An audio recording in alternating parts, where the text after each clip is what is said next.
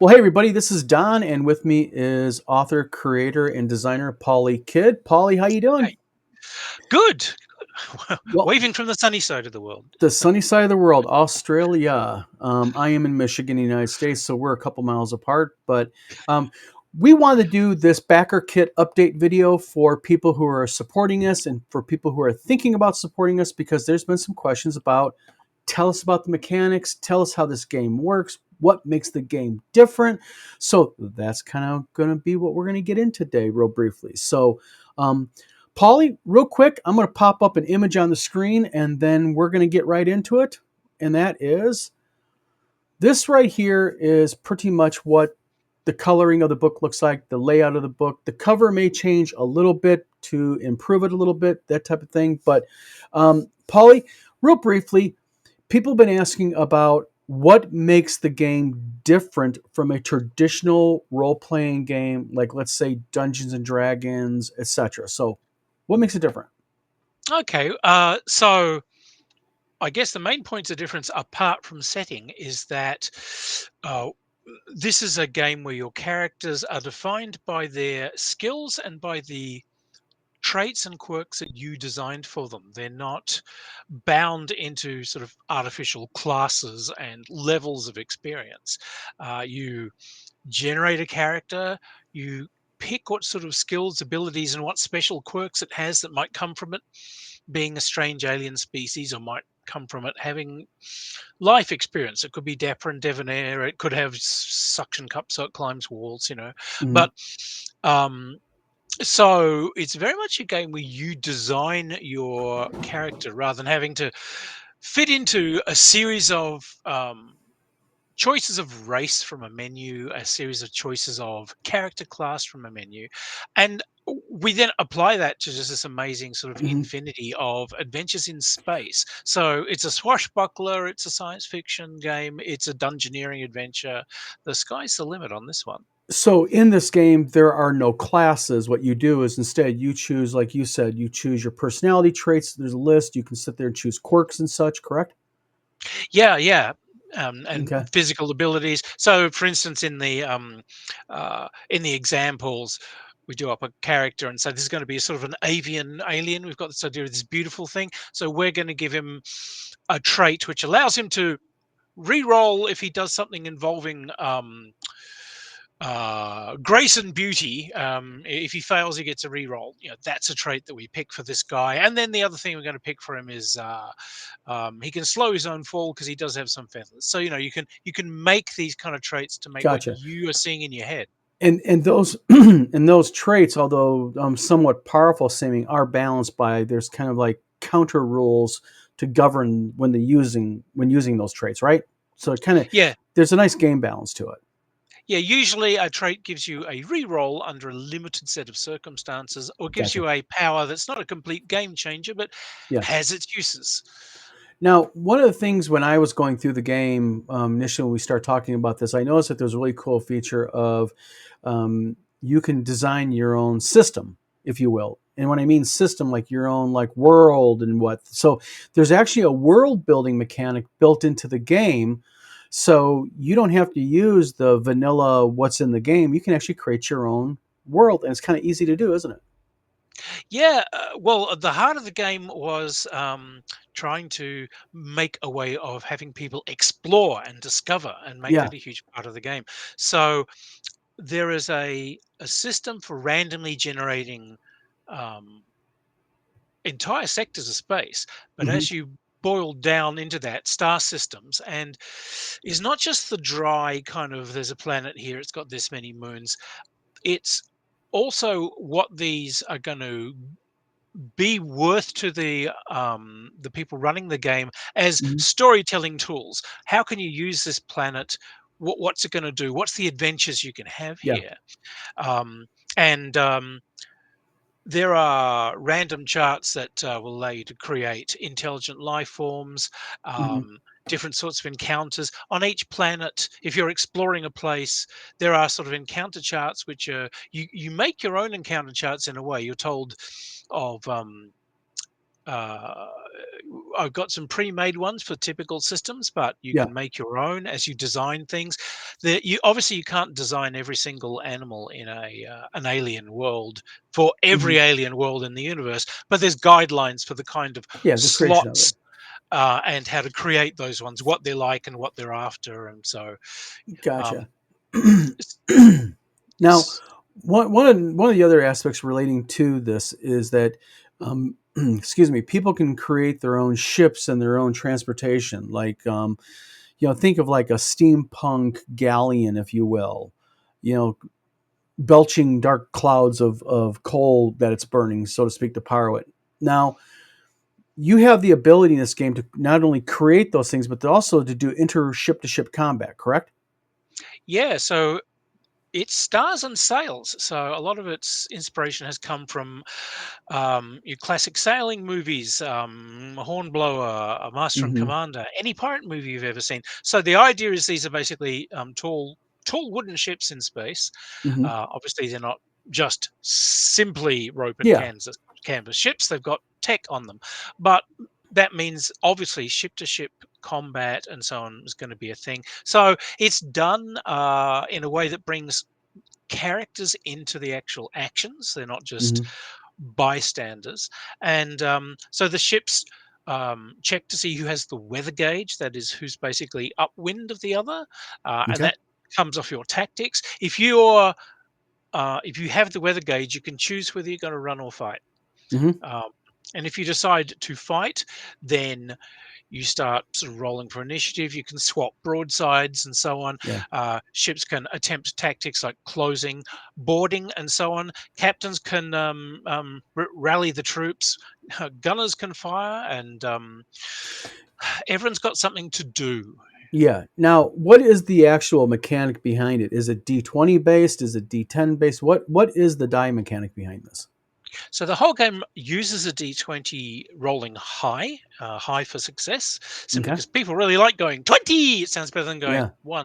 Um, the core mechanic is roll a d20, and in general, something succeeds on an 11 or higher. So you've got a 50-50 chance of success if there are no other factors around. But there's Um, R factors though that add modifiers to the positive or negative to that, correct? yeah, so if you're using a skill like firing a gun or piloting a ship and you just are just kind of trained in it, then you make a straight dice roll. If you are more highly skilled, you have a bonus to your dice roll. Mm-hmm. So if you're sort of well trained, it's like you add 2. If you're an expert, you add 4. If you're an absolute master at it, you Yeah. add 6. And the other core mechanic is we're using an advantage disadvantage system. If for some reason you're rolling and you have a huge disadvantage, like you are firing at someone that is in cover, or you are trying to ask for information about someone and you can't speak the language, you Mm-hmm. roll twice and take the worst result. But Gotcha. likewise, if you've got a huge advantage somehow, you've got incredibly good equipment, you've got great leads, you're in a chase and yours is the faster vehicle, you will roll twice and take the best. So Gotcha. keeping that as simple and robust a mechanic so that you're not looking at charts and counting up and Mm-hmm. down factors, and it really slows down play. Now, Um, now you mentioned in the game itself. You mentioned that there are no classes. People go off of things like personality traits and quirks. But in this game, there are species or races. You call them species. mm. Um, what are some of the species that are unique in this game, and what makes some of those species innately unique, as an example? Because I noticed in the game, real quick, you have species, and I'm just going to mention a couple because there's kind of like a really weird combo here that I think people find interesting. You have things like you can choose like a serpent style race, which we're going to show one of the minis for that here in a moment. But yet you also have cyborgs and robots. So talk about a little bit about the races and species and how they are different here in this game. Well, the genre always presumes that um, it's a universe that's like a melting pot of hundreds of different aliens. And whereas once upon a time there were planets that were largely dominated by one species or another, with Hmm. trade going back and forth and people living on each other's worlds, now it's way more intermingled. So obviously you get, families and communities of the same species, but the sky's the limit. So that whole thing about choosing traits, there's a whole list of suggested traits which would be suitable if you wanted to be a serpentine or reptilian or an avian style race Hmm. or a feline style one, or one that's silicon based, has rock like skin, Hmm. cyborgs, robots, all sorts of mechanisms. There's guidelines for all of these. There's also um, humanoids, though, also for people who want to do more like a human style. there are Species. humans are there, but they're not penalized. The aliens obviously can pick things that are traits based on their form, but Hmm. there are plenty of traits that you can have that are based just on your life experience or a quirk of nature. Like your guy is an excellent gambler, or your person is Hmm. incredibly beautiful, or your person has uh, a canny eye for perceiving clues. These are things that you can Gotcha. take as your quirk. So So things no, it's like being perception are penalized. in the game too, or heavily. How you can use perception and how they analyze and figure things out, as an example. Oh yes, yeah, and huge list of skills there. And of course, there are so many different ways of playing role-playing games. You can create and point characters towards all sorts of things. You could be a hodgepodge group of adventurers. Everyone meets in a tavern. You could be, Hmm. a dedicated ship's crew. You could be pirates. You could be people that are castaways. You could just be, ordinary folks on shore. You could be investigators. This could be done as a gumshoe thing. Your session zero, your umpire is going to discuss with everybody what they'd like to see out of the Hmm. game. Now, throughout this game, also there's of course it's heavily it's very well illustrated. There's going to be a lot of maps, like individual maps like this, where there's individual islands or planets, as an example, or systems. So it's heavily graphical, um, and it's going to allow people to kind of really get into, and they can make their own maps, correct, and such. Yes, so the game itself has some areas that are mapped out just to help you, kickstart a game. So there's a whole Hmm. um, city module in there with Yes. things going on. So that will obviously be in there, but there are rules there for mapping out star sectors and making your own Hmm. sectors of space. And because it's stars and sails, it's not sterile space. It's not just a map with locations on it. There are Yeah. winds and currents and tides, which make some routes easier or more Hmm. dangerous. There are nebulas and so on. There are maelstroms. You can Hmm. get, and so yeah, there's way more kind of flavor and texture to space. And sometimes a straight line is not the quickest way to get somewhere. Yeah. And sometimes as you look at the maps, you can see, oh, you can actually get bits that are hard to reach little cul-de-sacs because no one's going to go there. And that's probably where you're going Mhm. to hide something, Well, pirates, treasure, what have you. what's really cool about this game also is, and I think what's really important that people know about this is, with most role playing games, you have a game master's guide, then separate you have the player's guide, but then on top of that, you have to have like the world, setting. You have to have this manual and this manual. What you've done in Stars and Sails is you've taken the game master content and the player content, you've combined it, but you've also added that, just what you got done talking about. There is a full city setting in this. There are another set of rules, which could be a different book, but you put it in the same book, on how to develop your own ships and how to build your own star systems and your game systems. So there's a lot of value in this game in itself because you've put everything in one book. Yeah, you should be able to do everything. You should just be able to pick up a book and play. So there are appendices at the back that have things like patrons, who are people that player characters can meet, and these people are a hook into an adventure. They Yeah. they each have something that they want player characters to do. This guy's looking for a crew. This guy's an archaeologist looking for an escort. Hmm. Um, these guys, someone drops dead, handing a message to you and tells you it's got to be delivered. And Hmm. there's random charts that let you know what the truth of that situation is. Is it what this patron has told you, or is the story different to what's been presented to you? So each one will run differently. But again, you can get playing. You can just Hmm. use that city setting, roll up a patron, and there you go. You've got a adventure has begun. And there's all the classic tropes of a classic RPG in this. Like as an example, characters can fight and do combat with other characters with things such as swords and daggers, but they also have, you know, muskets and pulse pistols and such. So there's a broad range. So if a player who buys this game is looking for something more neoclassical medieval D&D, they can stick with just the swords, daggers, arrows and such, but if they want to do something a little bit more advanced, they can bring into it the more advanced weaponry and tools, correct? Yeah, and the genre being what it is, there's another appendix which is a barroom brawling system. If you want to really spice Oh, that up and make this look way more like the sort of bar saloon brawls that you get from idiotic two-fisted swashbuckling things, like, yep, there yeah, it is. yeah, Punch that guy and make him slide completely along the bar. yeah. Now we've already announced that we are releasing the game in two versions. We have the classic basic supporter, which gets a soft cover black and white interior book, and then we have the deluxe supporter, who gets the hardcover, full color, deluxe ink, deluxe paper version. Um, but we're also going to be releasing a few other things along with this game that we wanted to kind of announce today to people. And that is one of them is going to be we're going to be doing a set of miniatures.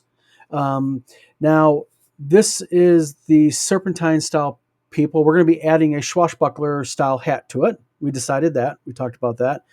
But we're going to be releasing 6 limited edition minis that if you support the backer kit, you're going to have an option here in the next day or so to add on to your backer kit. And once they're gone, they're gone. So if you don't support the backer kit, you will not be able to get these minis. These minis are going to be specifically available only to our backer kit supporters and patrons, correct? Yeah, these are going to be limited edition pieces, so they're just for people who back us on BackerKit. Yes. Now, along with that, we're going to be offering something else that's pretty cool, and that is we're going to have the Stars and Sails Game Master screen. Now, this is a standard size 16-inch GM screen. That's what players will see when they're facing the GM. But on the other side is going to be all the necessary tables and charts that the Game Master needs to be in there. But we're doing something pretty cool. Um, this is going to be an add-on for $15. You're going to be able to get the Game Master screen. But this is going on the backer kit today, January 26th. And if you go ahead and back our backer kit up through February 1st, you're going to get this for free. Now, for anybody else who's backed us already, don't worry, you're already getting it for free. So you don't have to worry about doing anything special. If you've backed the backer kit up until now, you're getting a GM screen for free. But for anybody who's kind of on the fence and wondering, is this worth it? We're going to toss in more value to this backer kit. And instead of having to pay an additional $15, if you order before February 1st, you're getting the GM screen absolutely free as part of your support for us. So that's a pretty cool thing that me and Pauli are also adding on to it for everybody that's interested. So you're going to definitely want to back the backer kit before February 1st to get a free bits and pieces. Ah, Mr. Snoodles. Yay! He approves. Yes. So basically, what we're doing here is we're trying to get people to understand that this is not your traditional role playing game. There's a lot of value in this.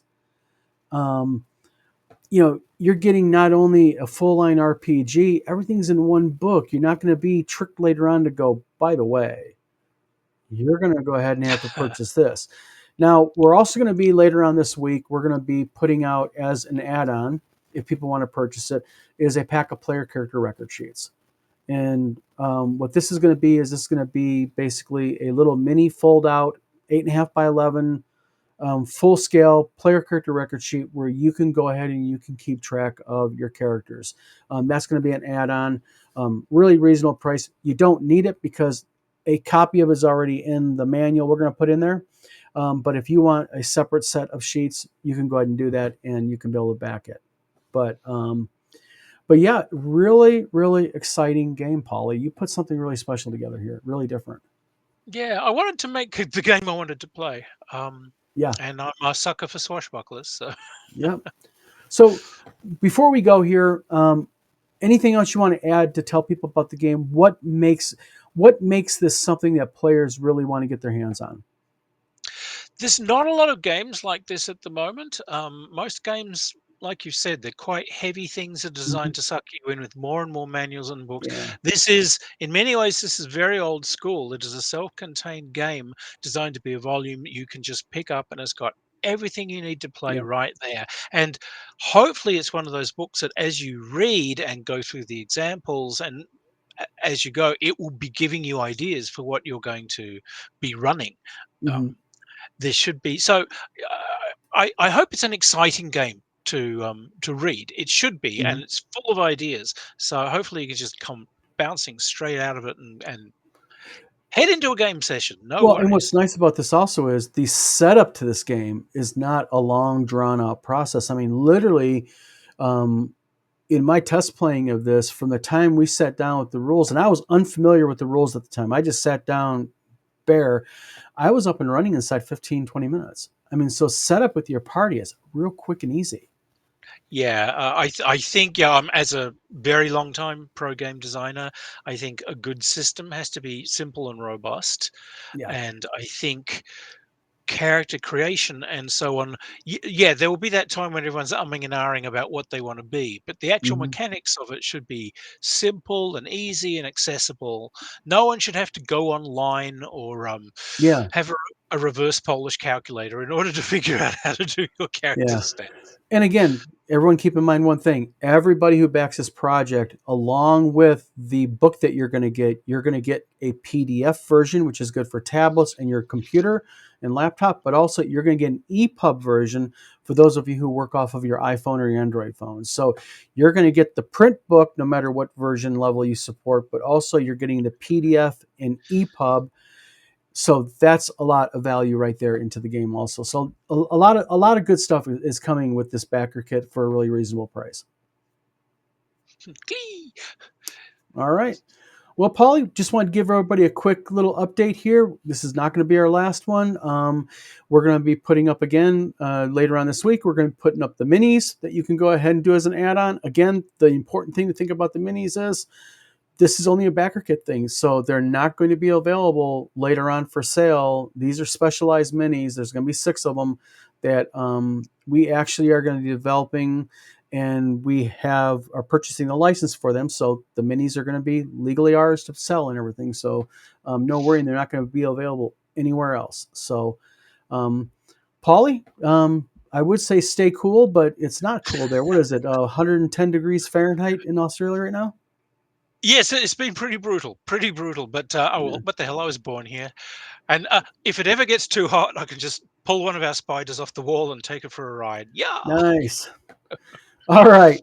Paulie, thanks for coming on the video today. Everybody for who has supported our BackerKit, for me and Paulie, again, a sincere thank you very much. You're helping Thank get you. a really cool project off the ground. And for those of you on the fence about it, please support us. You can support us for as little as $35, or if you want to get the deluxe color version, you can get it for under $60. Hell of a deal there. Again, you're going to get, if you support us by February 1st, a Stars and Sales game screen for free.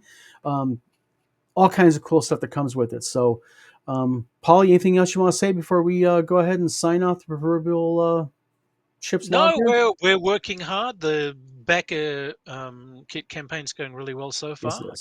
just want to keep this going, and we're very happy to be able to give everyone updates and show them how Yep. we're forging ahead with this. This is Excellent. going to be done, and it's going to be brilliant. So, It is definitely going to be brilliant. Already a brilliant game by a brilliant game designer. Paulie, thank you.